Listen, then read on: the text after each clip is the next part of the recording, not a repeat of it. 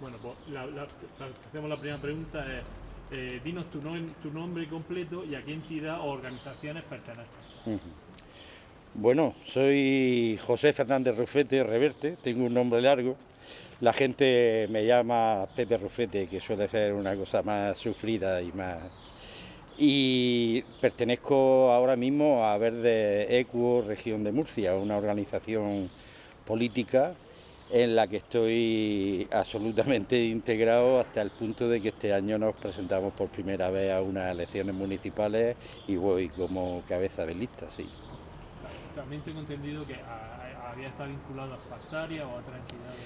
Sí, bueno, organizaciones he estado vinculado a muchas, de tal manera, sobre todo durante mi época de principio, de mi época de activismo político, que se remonta precisamente a mediados de los años 80, a partir del 86.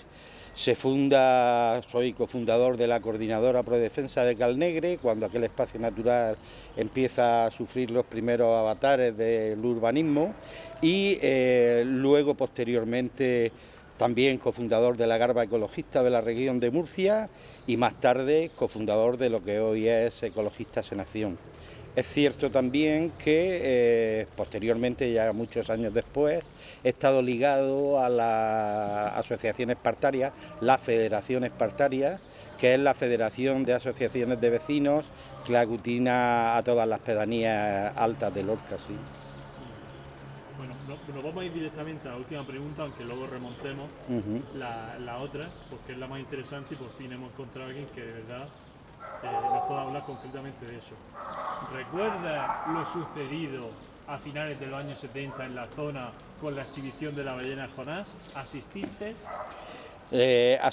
Asistí absorto al acontecimiento, hasta tal punto de que creo recordar que cortaron la avenida de Juan Carlos I, avenida de los Mártires entonces, porque el camión era de dimensiones gigantescas, ¿no? Y meterlo además en el solar de la zona fue un auténtico dilema.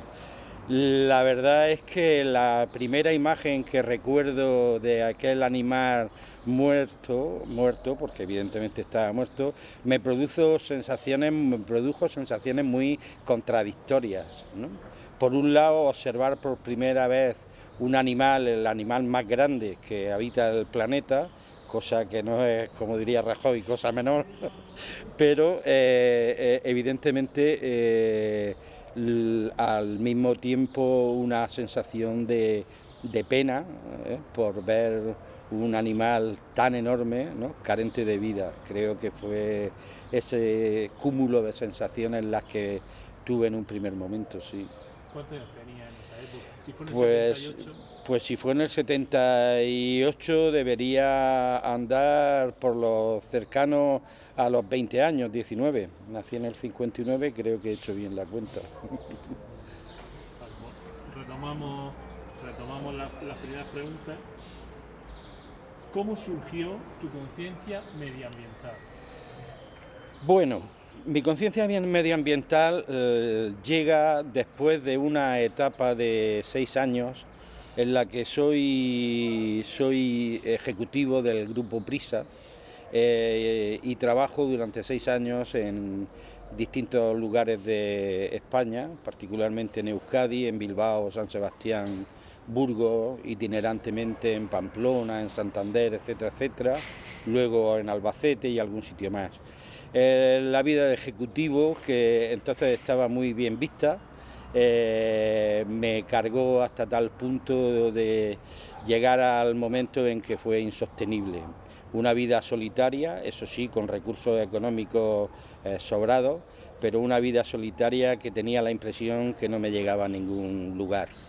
Dejé voluntariamente esta actividad y volví a Lorca, regresé a Lorca a retomar los estudios, a pesar de las críticas de mis padres y demás.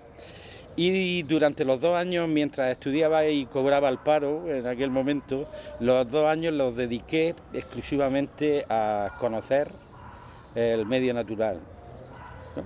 Simplemente con el afán de descansar y de salir en un primer momento, pero me fue atrapando cada vez más y de hecho pusimos en Radio Popular entonces, lo que hoy es la COPE, un programa dedicado exclusivamente a temas de medio ambiente, y de ahí surgió la coordinadora de Prodefensa de Calnegre. Coincidió ese conflicto medioambiental entonces, y bueno, y ese fue el disparadero pues hasta el día de hoy, Más o menos, ¿en qué año fue cuando se creó lo de la plataforma por Carnet? Pues creo recordar que en el año 86, 87, no estoy... posiblemente el 86, sí. Muy bien. La siguiente pregunta. ¿De qué manera trabaja tu asociación o colectivo por el cuidado del medio ambiente? Si quieres centrarte en esta etapa actual dentro de... Bien, a ver, las maneras de trabajar... Te pasaba la voz. Si alguna vez si te corto, me disculpas por... Vale. Retomamos la pregunta. ¿De qué manera trabaja tu entidad o colectivo? Si pasa. ¿De qué manera trabaja tu entidad o colectivo por el cuidado del medio ambiente? Bueno, actualmente, como he dicho anteriormente, ahora mismo estoy en un partido político y mi actividad en términos de defensa del medio ambiente, no solo el tema del medio ambiente, sino de asuntos relacionados con la vida política en todas sus vertientes, lo hago desde un partido político. Eso sí, solo voy a hacer una puntualización porque creo que no es el momento de hablar de política, pero sí, este partido lo que sí trabaja es un concepto que es la ecología política. Y es una manera que no voy a explicar ahora, y si es necesario la explico, pero bueno, de momento la dejo ahí. Dicho esto, cualquier modo de trabajar por las problemáticas medioambientales me parece bueno, sea en el ámbito escolar, en el ámbito asociativo, en el ámbito político, y yo lo hice en colectivos políticos, en colectivos de ecología, ONG particularmente, y desde luego ahora pues en el ámbito político, sí. Vamos bien con la luz de eso que está acá.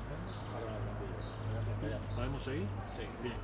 Pepe, ¿qué entiendes por cambio climático y qué conoces desde un punto de vista científico, más allá de las ideas generalistas que tenemos la gente?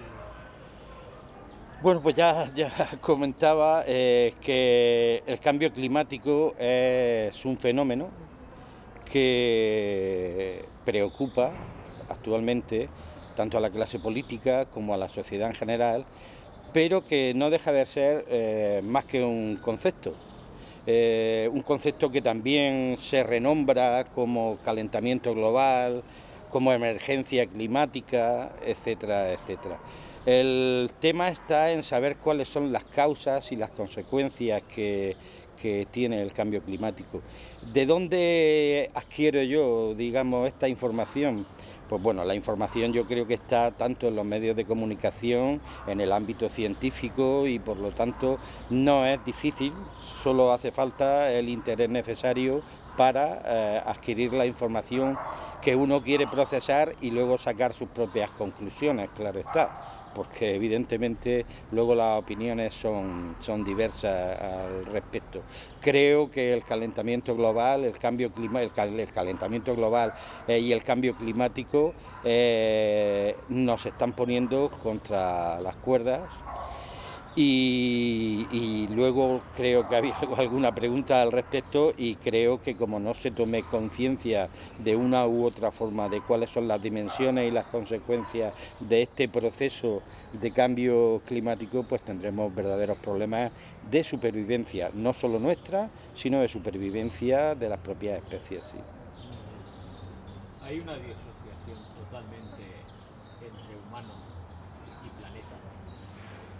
No hay una disociación, somos parte del mismo conjunto, somos energía, en el más estricto sentido de la palabra. Quiero decir, no podemos disociar jamás a la especie humana como con respecto al planeta y a la biodiversidad del propio planeta. Es decir, es indisociable, y por lo tanto tenemos que conjugar las cosas desde el mismo punto de vista. Otra cosa distinta son los intereses personales que tenemos desde el punto de vista humano en desarrollarnos como especie y en sobrevivir ¿no? o agarrarnos a la supervivencia, pero eso es otro tema. En cualquier caso, creo que le tenemos poca estima a nuestra propia supervivencia como especie, creo.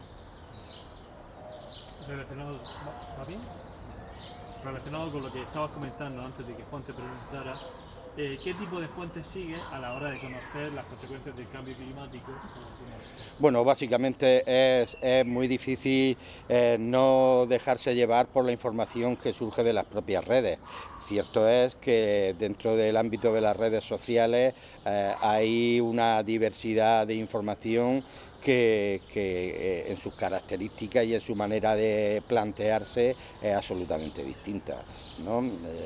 Quiero decir, el rigor, yo lo que sí que quiero y lo que sí que suelo hacer es intentar que las publicaciones, que la información que recojo sea veraz y sobre todo que tenga un sustento científico,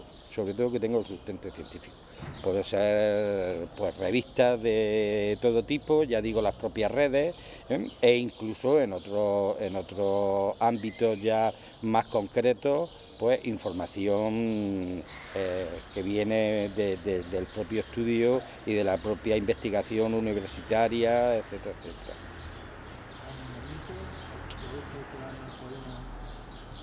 ¿Vamos bien? Vamos por la pregunta número 6 de las 10 que tenemos, aunque...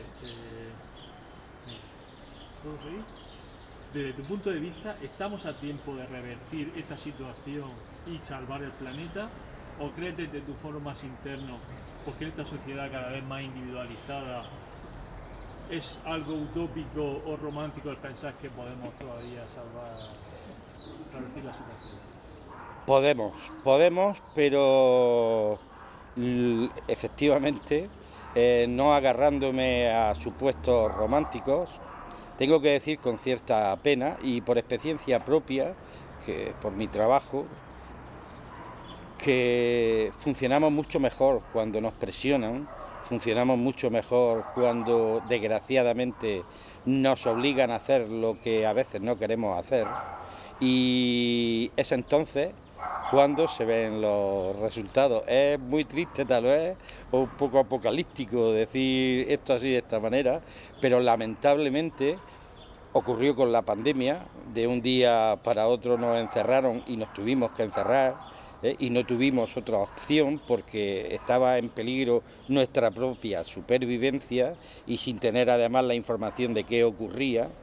Aquí en este caso, en lo que respecta al medio ambiente, sí que tenemos la información. De hecho, los grupos ecologistas ya transferíamos esa información hace 2 décadas, 3 décadas, ¿no?